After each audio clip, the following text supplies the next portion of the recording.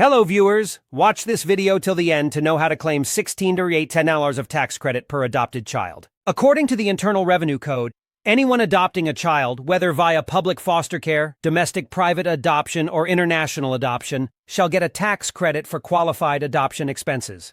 This tax benefit to an adopting parent is known as the adoption tax credit. Okay, so what is the maximum you can claim under the adoption tax credit? For 2024, the maximum tax credit for adoption per child is $16,810. The adoption credit can be used to offset both your regular tax liability and alternate minimum tax, AMT. Now, you must be wondering, who qualifies for the child adoption tax credit?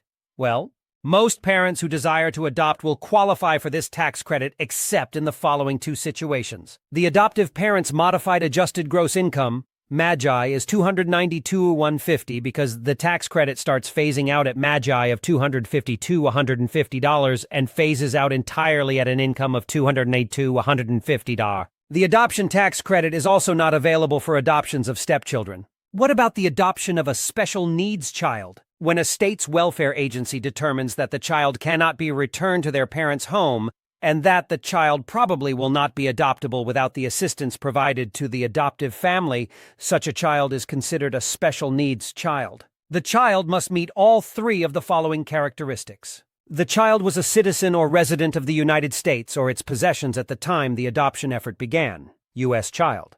A state, including the District of Columbia, has determined that the child cannot or should not be returned to his or her parents' home. The state has determined that the child will not be adopted unless assistance is provided to the adoptive parents. What are the factors used by states to take into account for determination? The child's ethnic background and age, whether the child is a member of a minority or sibling group, and whether the child has a medical condition or a physical, mental, or emotional handicap. Now the question you must be thinking, what about the child adoption expense? Yes, apart from the credit, the IRC provides that the adopting person can deduct the adoption expense from his income. Types of expenses that can be qualified adoption expenses include adoption agency fees for facilitating the child adoption process, attorney fees, all court costs you incur, any readoption expenses that relate to the adoption of a foreign child, the travel expenses you incur for the adoption of the child, including the cost of food and hotels when traveling away from home. Even the qualified adoption expenses paid or incurred in an unsuccessful attempt to adopt a U.S. child where no later adoption is successful are eligible for deduction. However, certain types of expenses may not be allowed to be considered as adoption expense, like 1. Any amount that the employer reimburses on tour, 2. Fees you pay to a surrogate mother, or 3. Any costs that relate to the adoption of your spouse's child.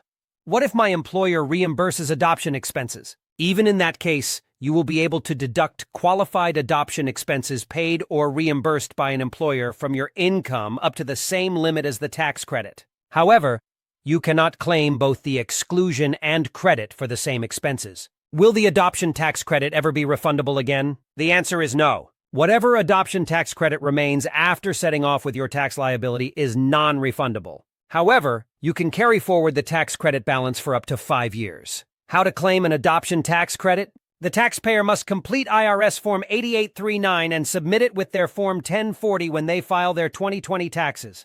The taxpayer must include the child's name, age, and taxpayer identification number, TIN, on the return. If a child was adopted through an authorized placement agency, adopting parents may apply for a temporary 2-year adoption taxpayer identification number, AITIN, for the child, unless the child is an alien eligible to get an ITIN, to satisfy filing requirements. Brought to you by IRSTaxApp.com. If you liked the video, please like, share, and subscribe.